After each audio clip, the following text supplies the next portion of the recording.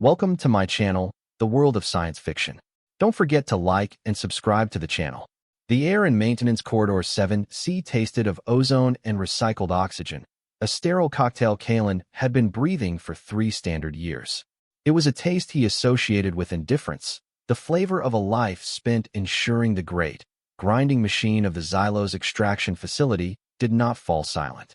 He ran a gloved hand over a pressure conduit, his gaze sweeping the readouts. Green. All green. It was always green. The consortium demanded operational perfection, and on this desolate sphere of red dust and perpetual twilight, perfection was a synonym for monotony. Kalen was a warden, a title that suggested authority and purpose. The reality was closer to that of a janitor for systems too critical for automated drones. He was a remnant of a different life, a former corporal in the Terran Mandate's infantry, where the air had tasted of cordite and fear, and the readouts were never all green. He had traded that life for this one, for the quiet hum of machinery and the predictable solitude of a forgotten outpost at the edge of chartered space. He had thought he wanted the silence. He had been wrong. The silence was just a different kind of noise, an internal one that echoed with past failures. His patrol route was an unvarying circuit, a rosary of checkpoints and system diagnostics that he walked 3 times per shift. It led him through the humming guts of the facility, past vast processing chambers where raw silicates were torn from the planet's crust, and eventually, to the lowest level, sublevel gamma. Here, the air was colder, the hum of the station deeper, more resonant. This was the source of the facility's immense power and the reason for its existence. It was where they kept the anomaly. The official designation was Anomaly 734. The engineers called it the generator. The roughnecks and miners, in hushed whispers in the mess hall, called it the ghost in the machine. Kalen just thought of it as the prisoner. It was housed in a spherical chamber of reinforced plasteel and shimmering containment fields, a vast, open space at the heart of the sublevel. He stood on the observation gantry, looking down. Inside the containment sphere, suspended in a web of crackling blue energy, was the source of it all. It was not a machine. It was a being. Vaguely humanoid in shape, it was tall and impossibly slender, its form composed of something that was not quite flesh and not quite light. Its long limbs were held in a state of forced repose, its head bowed. No one knew what it was, or where the initial survey team had found it deep within the planet's core. They had simply discovered it, dormant and powerful, and the consortium had built a prison around it, tapping its latent energy to power their ravenous strip mining of Xylos. Kalen's duty here was simple: to watch. He watched the energy output monitors, the integrity of the containment field, and the vital signs of the being itself. The readouts were a fiction, of course. How could one measure the vitals of something that did not seem to breathe, whose heart did not beat in any recognizable way? Still, the numbers had to remain within their designated parameters. All green. Today, however, a flicker of amber caught his eye. It was on the biomonitor, a subtle dip in the energy signature designated life force cohesion. It was a minor fluctuation, well within acceptable tolerances, but it was a deviation from the perfect, flat line he had observed for 1,000 consecutive shifts. He leaned closer to the console, his brow furrowed. The amber light wavered, then dipped again, more sharply this time. He looked down at the being. It had not moved. It remained as it always was, a figure of silent, unending stillness. But as he watched, he perceived a faint tremor in the light that composed its form, a subtle dimming, like a candle flame guttering in a draft. The system was draining it, he realized. Not slowly, not sustainably, but draining it all the same. The official reports claimed the energy tap was symbiotic, a harmless siphon. He had never believed it. Nothing the consortium did was harmless. A memory surfaced, unbidden. A dusty village on Cygnus X-1, a child with wide, frightened eyes offering him a cup of water after a firefight. A small, simple act of grace in the middle of a war. He had been under orders to refuse any local provisions, a standard protocol against poisoning. He had taken the cup anyway. It was the last truly human thing he remembered doing.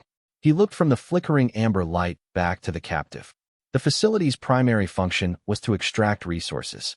Water was the most precious of all on Xylos, recycled with ruthless efficiency. Not a single drop was wasted. Every molecule was allocated, monitored, and justified. He glanced at the environmental controls next to his console. A subsystem for atmospheric moisture reclamation ran directly beneath the containment chamber. It was a restricted system, its controls locked behind 3 layers of command clearance. Kalen stared at the lock for a long moment. His finger hovered over the console. This was not his job. His job was to observe and report. An amber light was an observation. He should log it. A superior would review it. A committee would be formed. In a month, a decision might be made. By then, the light might be red. Or it might be dark. He bypassed the first lock with his Warden override code. The second was a weekly cipher he was not supposed to have, but which he had memorized from a careless engineer's datapad. The third was a hardwired biological lock, requiring the station administrator's palm print. But he knew the system. He knew its flaws. There was a maintenance backdoor, a diagnostic command line intended for emergency system purges. He typed the string of commands, his fingers moving with a certainty that surprised him. He rerouted a fractional percentage of the reclamation flow, just a trickle, not enough to trigger an alarm or disrupt the station's supply. He directed the flow to an old, decommissioned coolant nozzle inside the containment sphere, a relic from the chamber's initial construction. For a moment, nothing happened. Then, a fine mist, almost invisible, began to spray from the nozzle, drifting down toward the captive.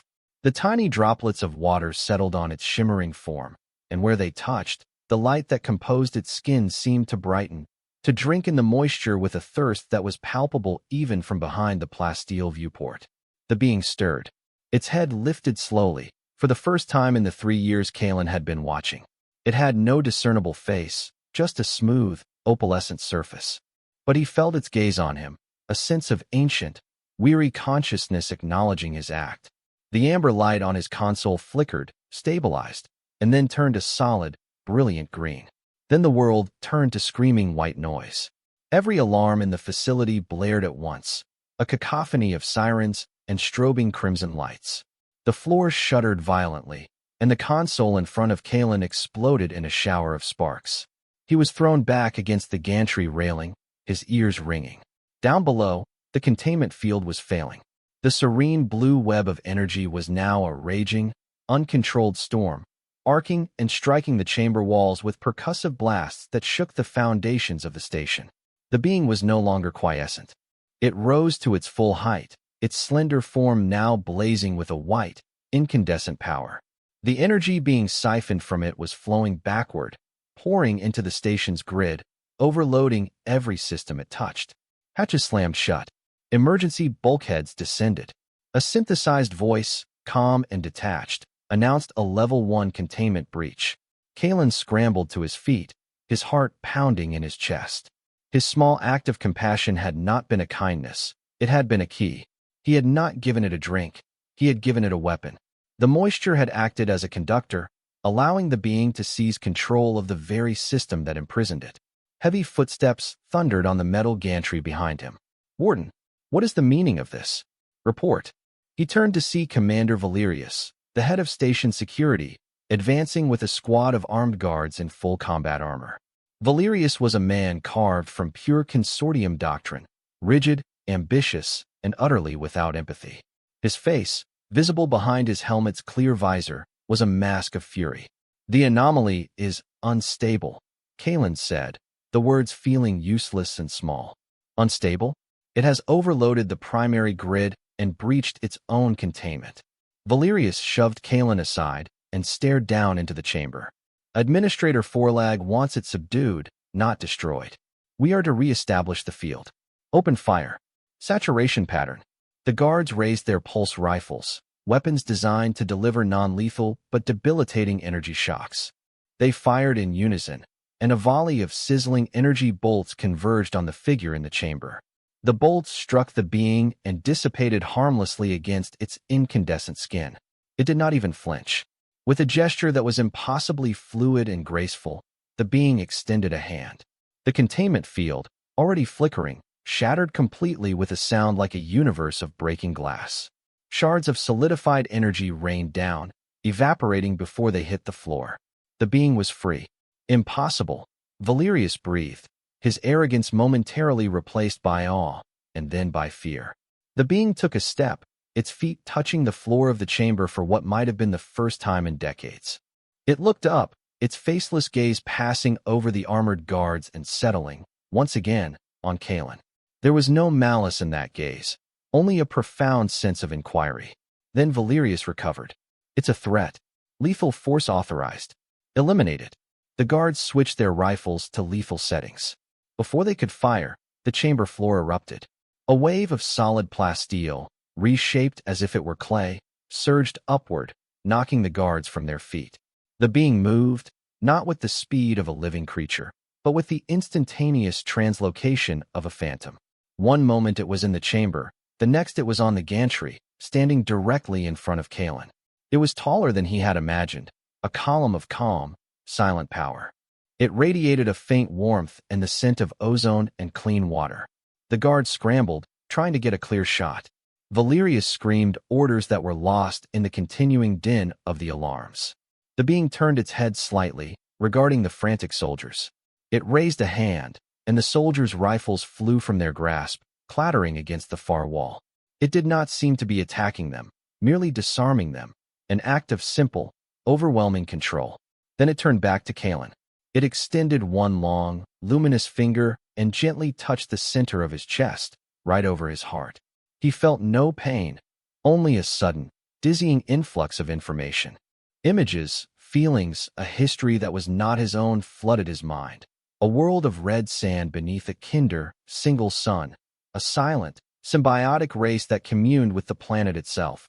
The arrival of the consortium's ships, like metal locusts. The desecration, the pain of the world being torn apart. And finally, its own capture and imprisonment. A long, silent scream of despair. He understood. It was not a monster. It was a guardian, and its prison was killing its world. A side door to the gantry burst open, and another squad of guards appeared, led by Administrator Forlag himself. Forlag was a portly man whose soft body belied a will of iron. He held a heavy-duty plasma pistol, a weapon far too powerful for the enclosed space. "Traitor!"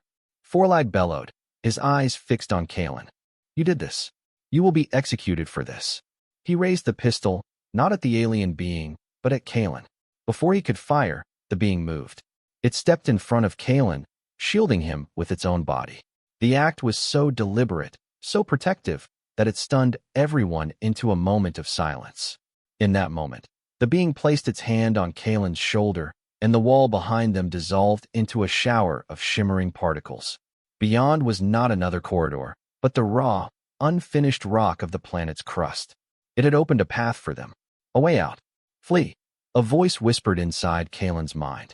It was not sound, but pure thought, feminine and ancient. "They will unmake this world to keep me. We must flee." Kalen did not hesitate. The choice had already been made for him, the moment he had diverted that trickle of water. He was no longer a warden. He was an accomplice. He scrambled through the opening, the alien close behind him.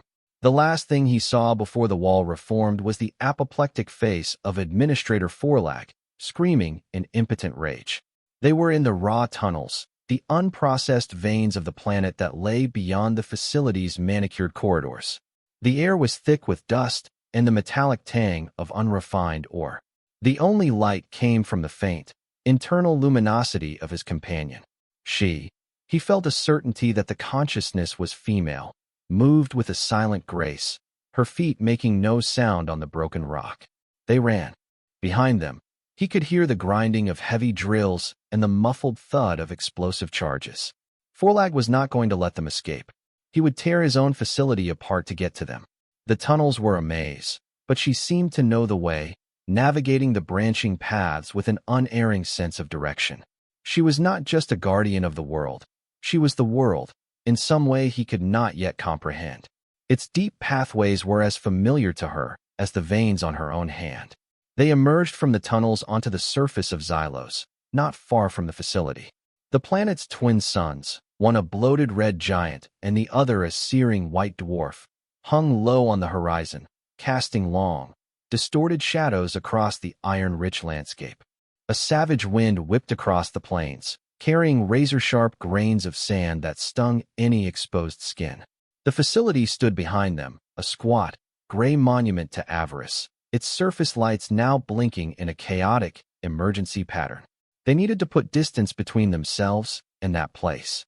Kalen took the lead, his military training taking over. He scanned the horizon, looking for cover, for an advantage. The land was terrifyingly open. They were exposed. His companion seemed to feel his anxiety. She touched his arm, and again, a thought bloomed in his mind. This way, there is shelter. She led him toward a jagged line of mesas in the distance, their dark shapes stark against the bruised purple of the sky. The journey was arduous. The sand shifted underfoot, and the wind was a constant, physical pressure. Kalen's station uniform offered little protection against the elements. He was cold, and the recycled air of the facility already felt like a distant luxury. She, however, seemed unaffected. The wind parted around her luminous form. The stinging sand did not seem to touch her. She was an element of this world, and it could not harm her. He was an intruder, and it was trying to scour him from its surface. As they crested a dune, a high-pitched whine cut through the wind. Kalen tackled her, throwing them both behind the relative cover of the dune's ridge just as a volley of plasma bolts seared the air where they had been standing. He peered over the edge. A consortium patrol skimmer was hovering 100 meters away, its weapon turret swiveling to acquire them again. "They're faster than I thought," he muttered, pulling his standard-issue sidearm, a pitifully underpowered kinetic pistol. It felt like a child's toy against the skimmer's armaments. The skimmer fired again. The bolts slammed into the dune, vaporizing tons of sand in a flash of incandescent heat. The shockwave threw them forward. Kalen's ears rang. He was pinned down, outgunned. This was it. This was how it ended, buried in the red dust of a world he did not know, for a cause he had stumbled into by accident. He looked at his companion. She was on her knees, her head bowed, her hands pressed against the sand. He thought she was praying, or perhaps surrendering to the inevitable, but the sand around her hands began to glow, to shift and writhe. The skimmer swooped in for the kill, its engines screaming. Kalen raised his pistol to make a final, futile gesture of defiance. Then the desert rose up to meet their enemies. A colossal pillar of sand and rock, fused by some intense heat into a jagged spear of glass, erupted from the ground directly beneath the skimmer. It impaled the vehicle, punching straight through its armored fuselage with a sickening crunch of metal. The skimmer hung there for a second, speared and silent, before its power core went critical and it exploded in a brilliant, fiery blossom. She had not been praying. She had been commanding. Kalen stared, his mouth agape. He looked from the burning wreckage back to her.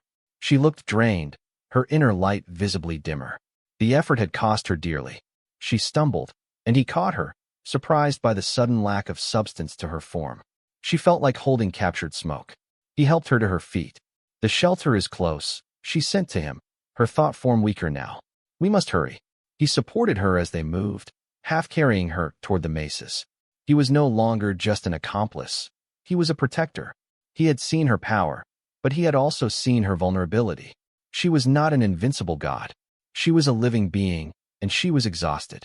This realization solidified his resolve. Whatever the consortium was, whatever it wanted from her, it was wrong. And he was now on the other side. They reached the mesas as the twin suns finally dipped below the horizon, plunging the world into a deep, frigid darkness.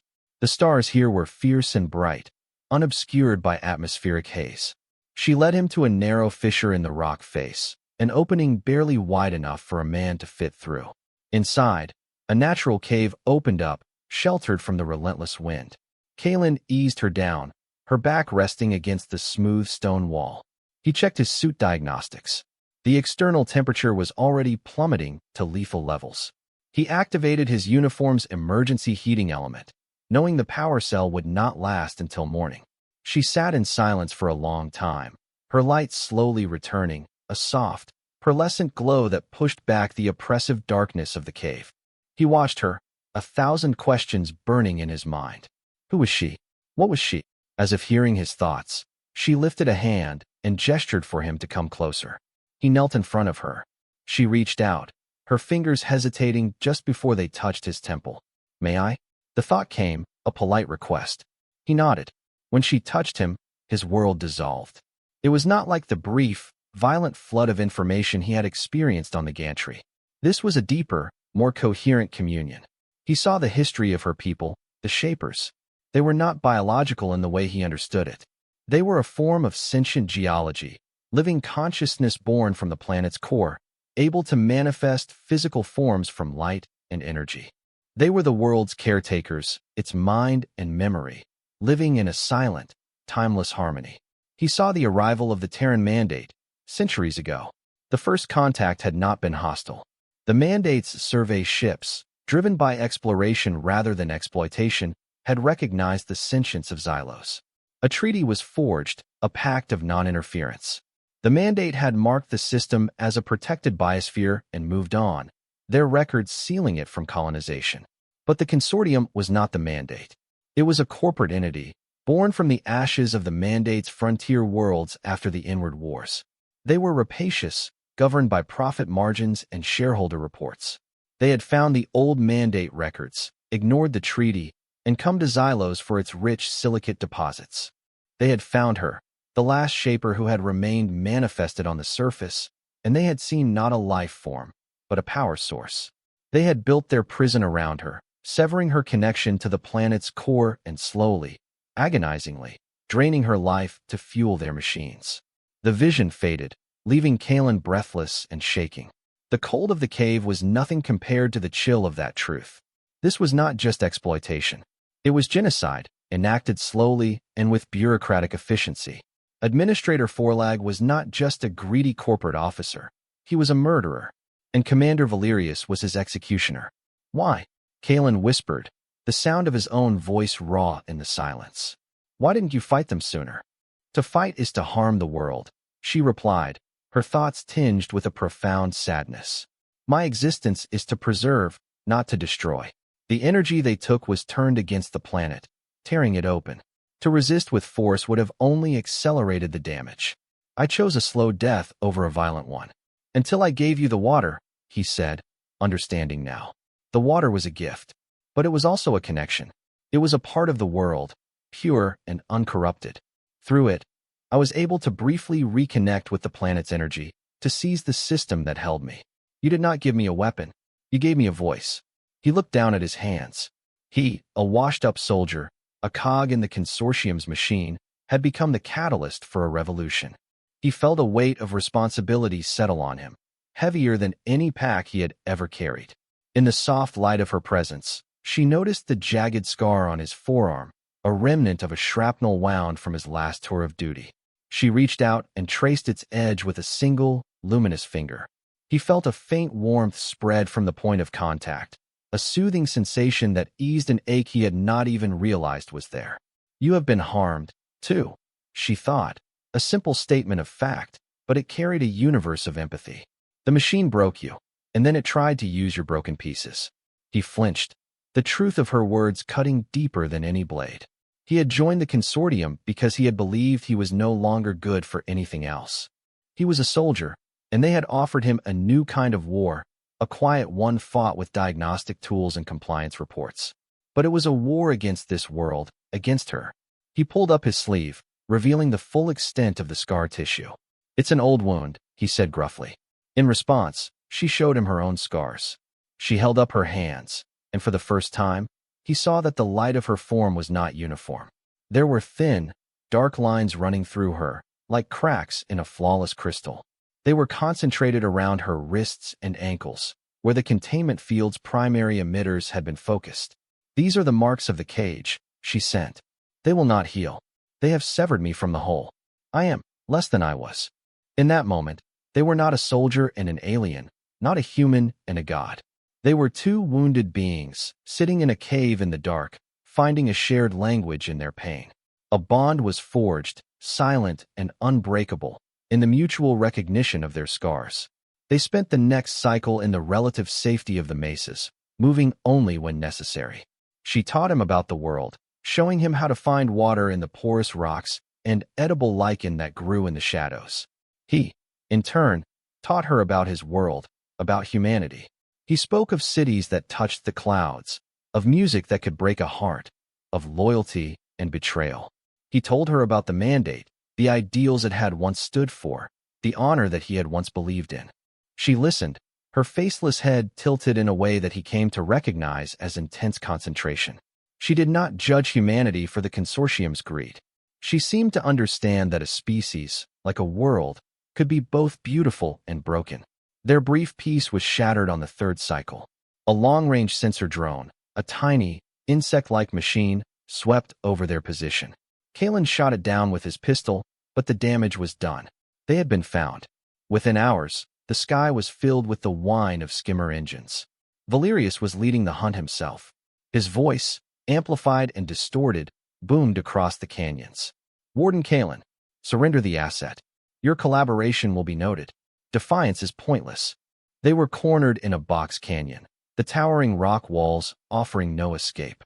Below, a dozen skimmers and 3 heavy assault transports landed, disgorging squads of consortium enforcers. They were methodical, professional, setting up a perimeter and preparing for a systematic siege. They will not risk damaging you with heavy weapons, Kalen observed, watching the deployment from a high ledge. They will try to box us in and overwhelm us with numbers. There are too many, she sent, her light flickering with anxiety. I am still weak. I cannot break them all. You won't have to, Kalen said, checking the charge on his pistol. He had 4 shots left. I'll draw their fire. You use the confusion to break the line. Get away from here. You would be killed. That is a warden's duty. To protect the facility's assets, he said, a ghost of a bitter smile on his lips. You are the most valuable asset on this planet. Now go. No. The thought was firm, absolute. We face this together. Before he could argue, the assault began.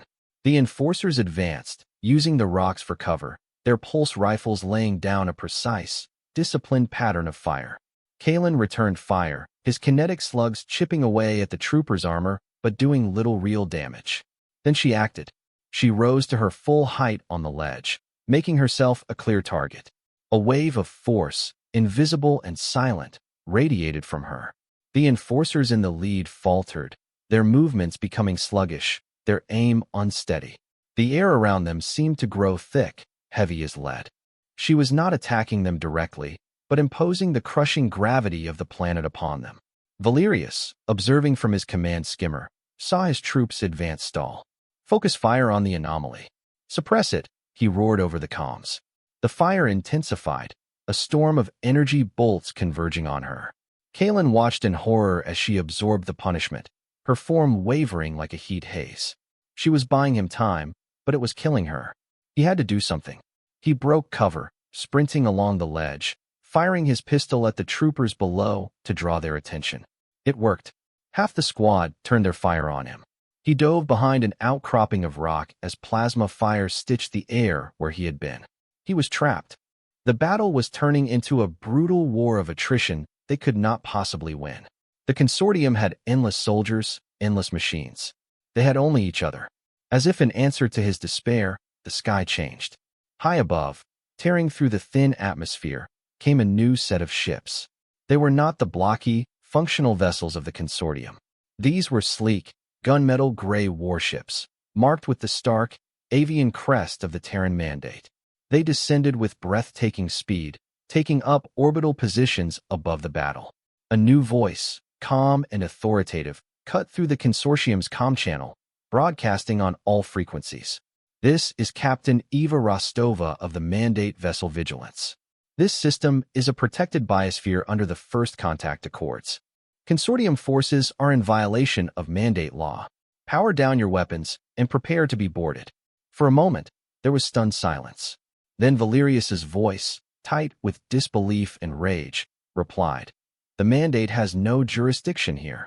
This is a recognized consortium mining claim. Your claim is invalid." Rostova's voice returned, cold as the void. "You are trespassing on sacred ground. You have 10 seconds to comply, or we will open fire." The consortium forces hesitated, their chain of command in chaos. Forlag, safe in his command center, would be screaming at them to fight, but the soldiers on the ground could see the Mandate cruisers hanging above them like judgment. But Forlag's will was absolute. A signal from the main facility must have reached his troops, because after a moment's pause, the consortium skimmers opened fire, not at Kalen, but at the Mandate ships in orbit. It was a suicidal gesture of defiance. The response was immediate and overwhelming. Lances of brilliant blue energy descended from the sky. They did not strike the consortium troops, but the ground in front of them, creating a molten wall of slag and glass that cut off their advance completely. It was a warning shot, delivered with surgical precision. The war for Xylos had begun. It was a war they could not win. Kalen knew that within the first day. The Mandate fleet, though powerful, was just a single patrol group that had been diverted by an old, automated distress beacon, one likely triggered by the anomaly's power surge. The consortium, on the other hand, was throwing its full weight into the conflict. An entire corporate battle fleet had warped into the system, and a brutal war for orbital supremacy was now raging in the skies above. Down on the surface, the battle was just as grim. The Mandate had landed troops, professional soldiers who fought with a discipline Kalen recognized from his own past. But they were outnumbered 10-1 by the consortium's private army. The red plains of Xylos became a battlefield, scarred by craters and littered with the burning husks of machines. Kalen and his companion, whom he now called Lyra in the privacy of his own mind, were caught in the middle. They had been extracted by a Mandate dropship and taken to the commander of the ground forces, a grizzled veteran named General Tarek. Tarek listened to Kalen's story with a stony expression, his eyes occasionally flicking to Lyra, who stood silently beside them. When Kalen finished, the general nodded slowly. The old records spoke of the Shapers, Tarek said, his voice a low rumble. Guardians. We thought it was a myth, a legend from the first explorers. We upheld the treaty out of tradition, out of respect for our ancestors' laws. He looked at Lyra with a new understanding. It seems our traditions had merit, but their understanding did not change the strategic reality. We cannot hold this planet, Warden, Tarek stated bluntly. Our fleet is buying time, but the consortium can afford to lose ships. We cannot. They will grind us down through sheer attrition. Forlag knows this. He is willing to sacrifice his entire force to keep what he has found here. The war raged for weeks. Kalen fought alongside the Mandate soldiers, his skills returning to him as if they had never left. Lyra served as a unique and powerful asset. She could not fight a war on her own, but she could shape the battlefield, raising walls of stone to shield troops from fire, or creating localized gravitic distortions to disable enemy vehicles. She never killed. She only defended. But with every act, Kalen could see her diminishing, her light growing fainter. The war was destroying the planet, and the planet's destruction was destroying her.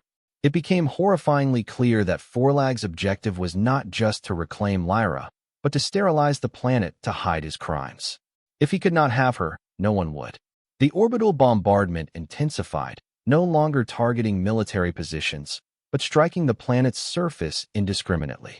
The world was dying, and they were all dying with it. The impossible choice was presented in the quiet of a command tent, surrounded by holographic maps displaying the overwhelming strength of the enemy. It came from Lyra herself.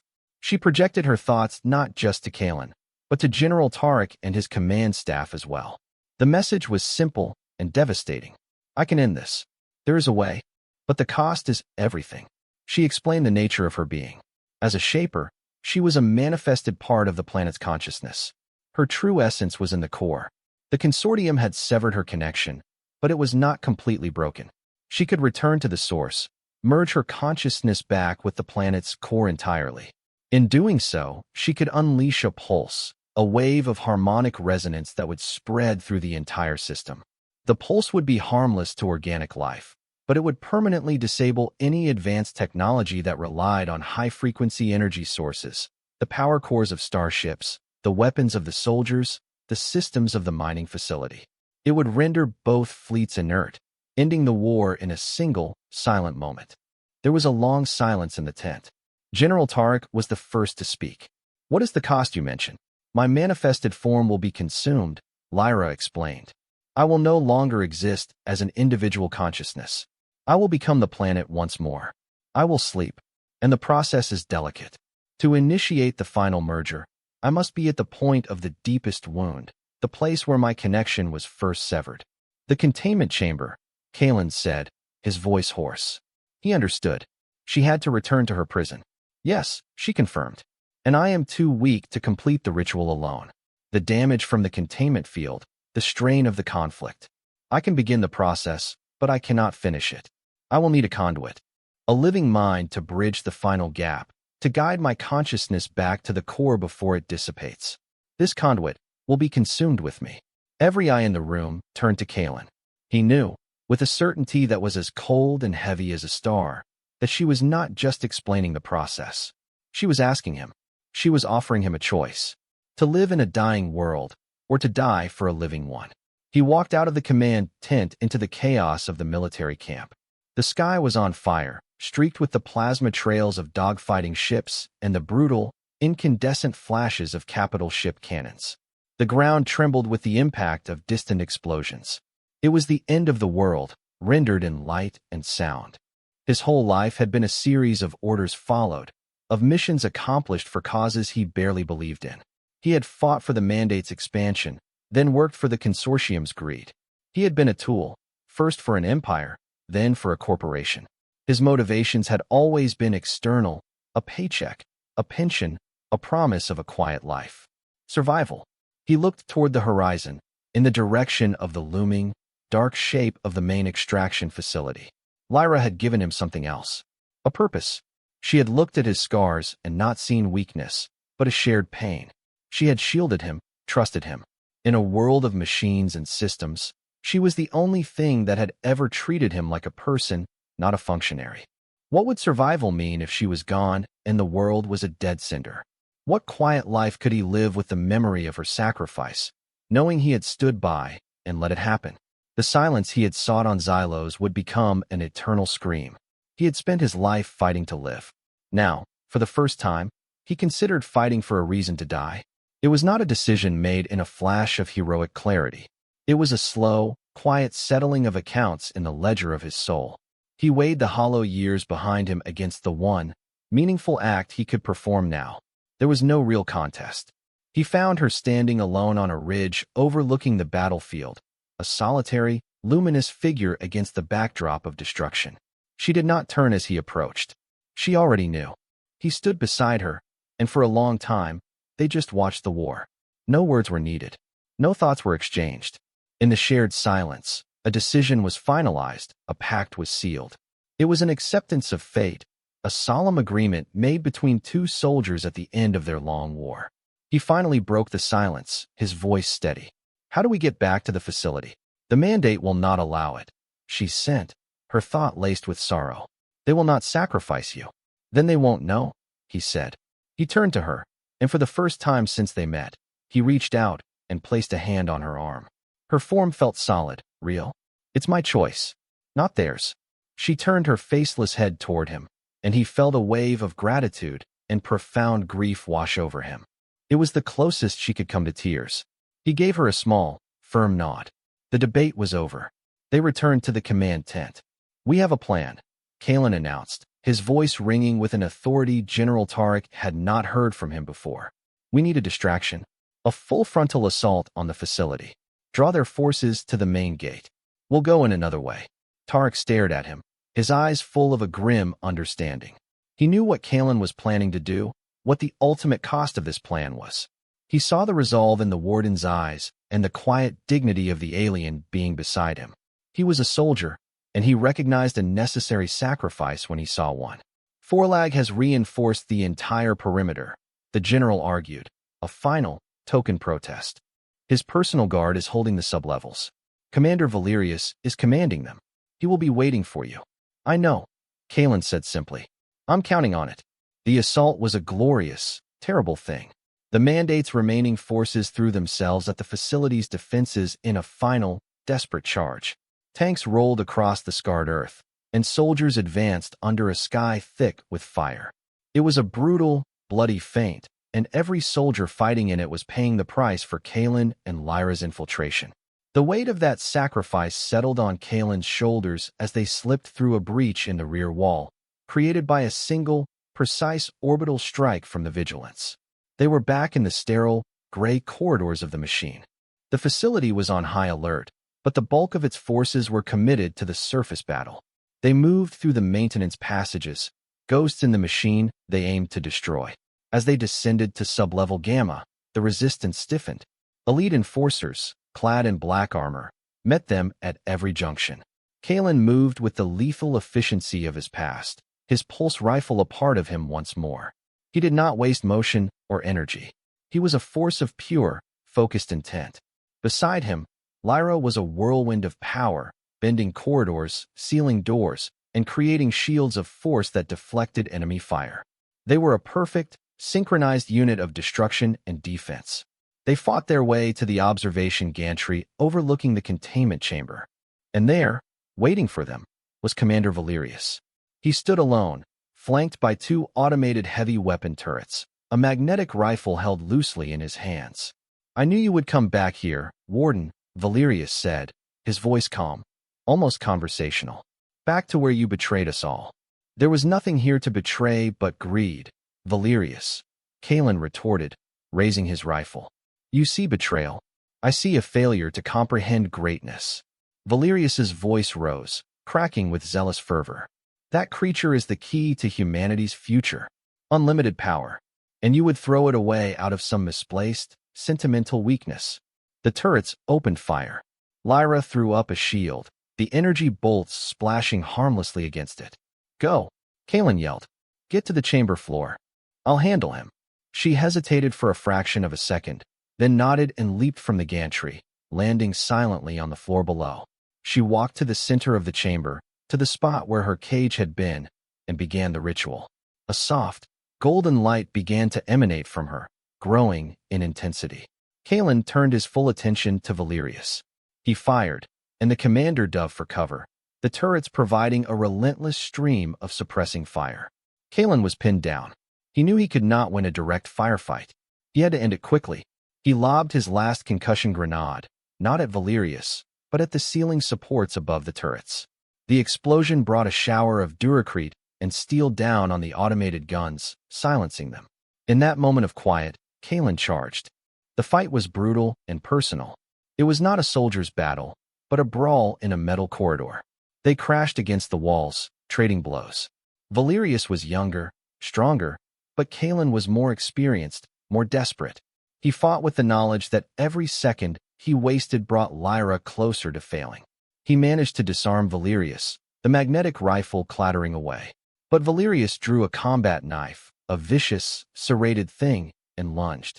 Kalen blocked the strike, but the blade slid past his guard and sank deep into his side. A searing, white-hot pain flooded his senses. He grunted, driving his head forward into Valerius's face with a sickening crunch. The commander staggered back, stunned. Kalen pulled the knife from his own body, ignoring the sudden gush of warmth down his leg, and drove the blade into a gap in Valerius's armor at the shoulder. Valerius screamed and fell back. The fight was over.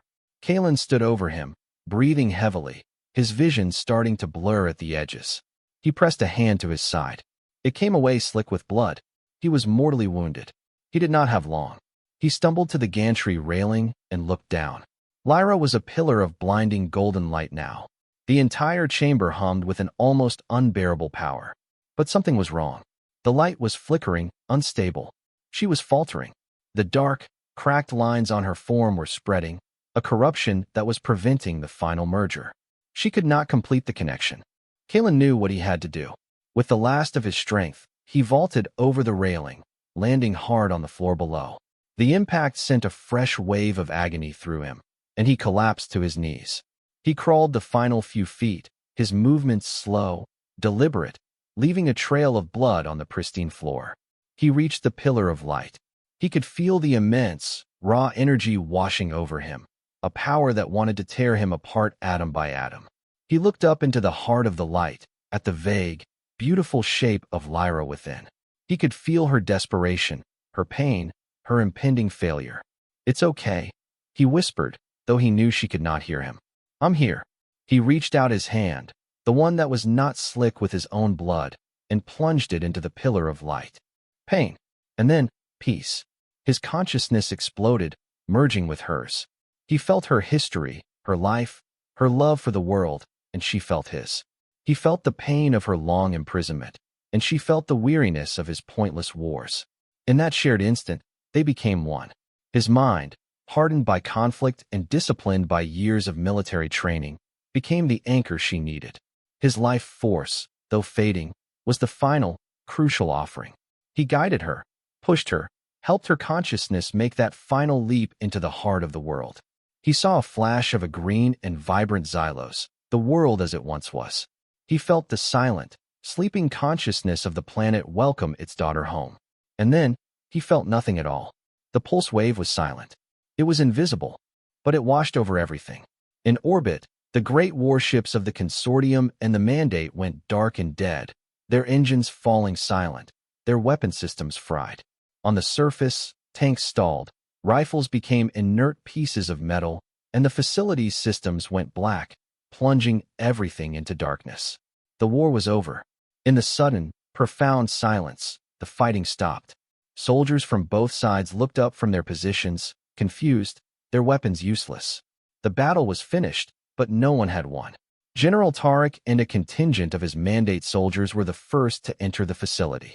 They walked through the darkened corridors, their footsteps echoing in the silence, until they reached the containment chamber. The room was dark, save for a faint, residual golden glow at its center. There, on the floor, lay two figures. One was a beautiful, crystalline statue, the solidified, now lifeless form of Lyra. Beside her, his hand still resting on her chest, lay Kalen. He was gone.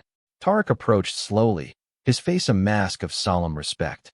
He looked down at the man who had been a cynical, disillusioned warden and the alien being who had been a prisoner. He saw the cost of peace laid bare on the cold floor. Without a word, the general unclipped the command flag of his own unit from his belt. It was a simple banner of gray silk, bearing the silver avian crest of the Terran Mandate. With a reverence that bordered on holy, he unfolded it and gently draped it over both of their bodies, covering them together.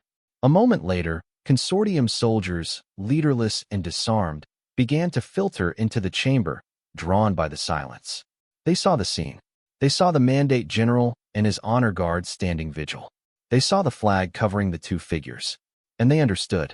An act of sacrifice is a universal language.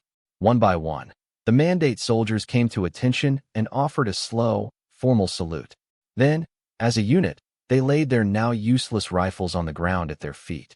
Across the room, a Consortium officer, his face streaked with grime and weariness, watched them. He hesitated for only a second before rendering his own salute. Then he, too, laid down his rifle. His men followed his example. The war for Xylos ended not with a treaty or a surrender, but with a shared, silent gesture of respect for the fallen. 10 years later, Xylos was a world transformed. The great, ugly scar of the Consortium mining facility was gone, dismantled piece by piece. The planet was now a joint protectorate, a symbol of the new era of cooperation between the reformed Consortium and the Terran Mandate. The air was cleaner. The wind no longer felt like an enemy.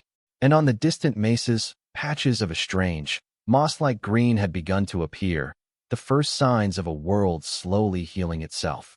Pilgrims and diplomats came from across the galaxy to visit the sanctum, the name they had given to the old containment chamber. It was kept as it was on that final day, a place of quiet reflection. In the center of the chamber, the crystalline form of Lyra remained, catching the light from the newly opened skylight above. She looked like a sleeping goddess. Beside her, where Kalen had fallen, was a simple, polished black stone.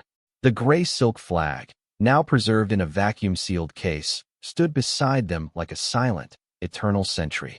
An aging General Tarek stood on the old observation gantry, looking down at the memorial. Beside him was a young Mandate ensign, her face full of awe. He was Consortium, wasn't he? The ensign asked quietly. The warden. Why is he honored with a Mandate flag? Tarek was silent for a long moment, his gaze fixed on the two figures below. Because on his last day, he wasn't Consortium or Mandate, the old general finally said, his voice soft with memory.